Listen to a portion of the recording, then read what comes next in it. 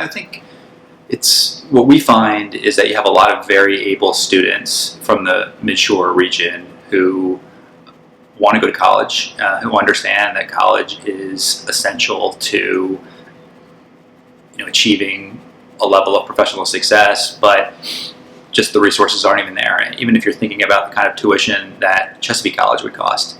And what's really nice about the Midshore Community Foundation is that we're able to offer scholarships every year to a significant number of students, especially Caroline County students. Is a really strong fund that was set up to sponsor Caroline County students. But each year when we do the scholarship committee, the fact that you're able to give out several dozen scholarships to worthy students, it really does help to close the bridge between what a family is able to pay and what it actually costs. Well, I think one of the myths is that if you take a look at the sticker price of a private college, usually it would take twice as much as it would be for a state school. It'd be many multiples higher than, say, Chesapeake College. But what's happening now with private colleges is that they are offering a lot of merit aid.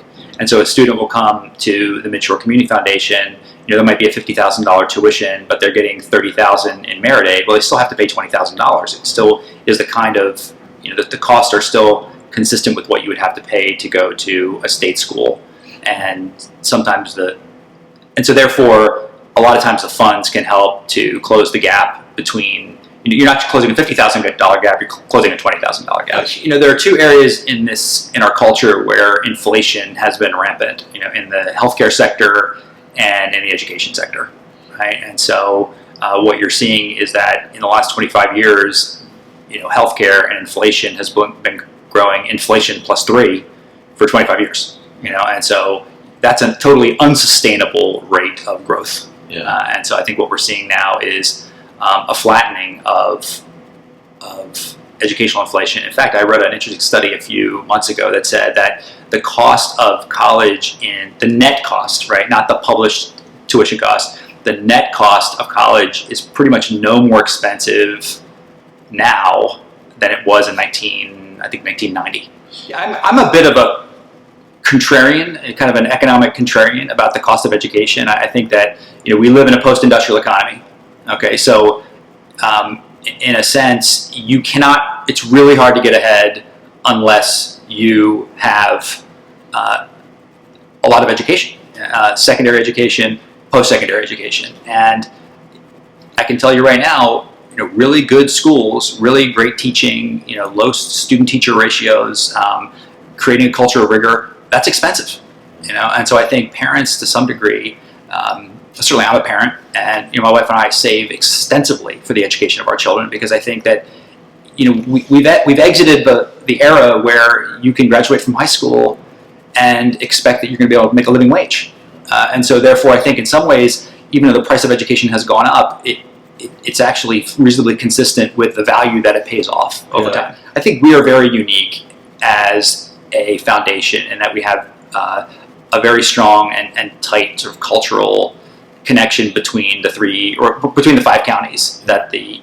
foundation represents, and the people who are on the board of that foundation are very knowledgeable about the needs in the community. And I think the foundation has responded with respect to its priorities to try to support those different institutions. We're not, like in a big city, you'll have 25, 30 different kinds of institutions that might be serving the same need, whereas in our community there might be just 1 or 2 that serve a particular niche. And I think the foundation is really committed to finding out who those institutions are, supporting them, helping to fund them, to make sure that the infrastructure that we have, the social infrastructure, the cultural infrastructure, the educational infrastructure, remains strong. And I think the foundation's best days are ahead of it. I think it's grown amazingly under the recent leadership in terms of its total funding, but I think over the next 5, 10, 15 years, the more people understand what an impact it has, the more funds I think you're going to see that are going to begin to find their way into the foundation. In this region, you have,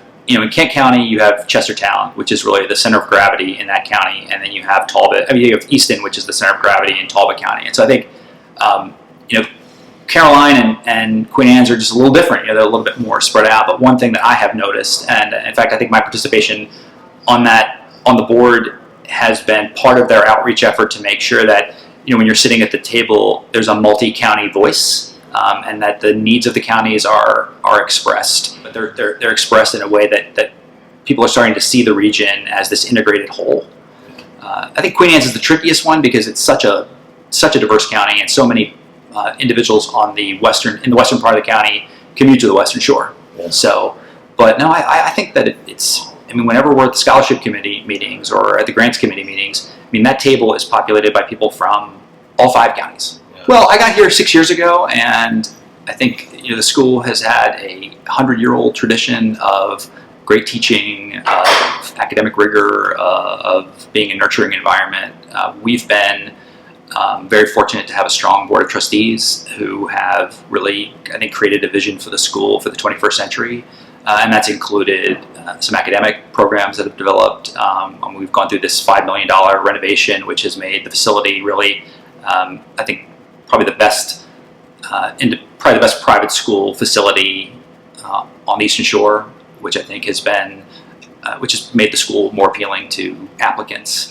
Students might come to a school because they just think the facility is amazing or they hear good things about it, but they stay at the school because of the teaching and because of the programs. Right. So, for me, when I got here, I mean, there was a very clear understanding at the board level that there was a gap between the quality of our kids and the quality of our teaching and the quality of our facilities. And I think the fact that we've equalized those has helped us. Like the Midshore Community Foundation, I think Gunston's best days are in front of it, and we have a great community of parents, of alumni. Are you in a campaign now? Or? We finished the campaign, and so we're in the. So if one made a pledge, we're sort of several years into that part of the campaign, but we're in the process of thinking strategically about our next phase, and we have some initiatives moving forward with respect to environmental sustainability, our athletic program, technology. Those are 3 areas that we're really focused on. Yeah, I think every private school deals with that. That you're this inaccessible elite institution that is not affordable, and I think nothing is farther from the truth. I mean, our board of trustees is deeply committed to making a Gunston education affordable for every student who is admitted, and I think we work with every single family to try to address their financial need, and with our families that can't afford our tuition, and maybe even afford more than our tuition, those families have been really generous to fund our scholarship programs. For me, what I love most about Gunston is it's a very civilized place for kids. It's a very small environment. Every student knows every teacher. As a headmaster, I know every student, every parent, a lot of grandparents, and I think because you're in such close proximity with one another, there's a really high level of, there's a high quality of interaction, and the relationships become very important and very deep and very meaningful, and I think we're able to sort of draw out the best in every kid. And one of the great things that the Midshore does is they have these events where those of us who serve on the scholarship committee can interface with the students who have received the scholarship.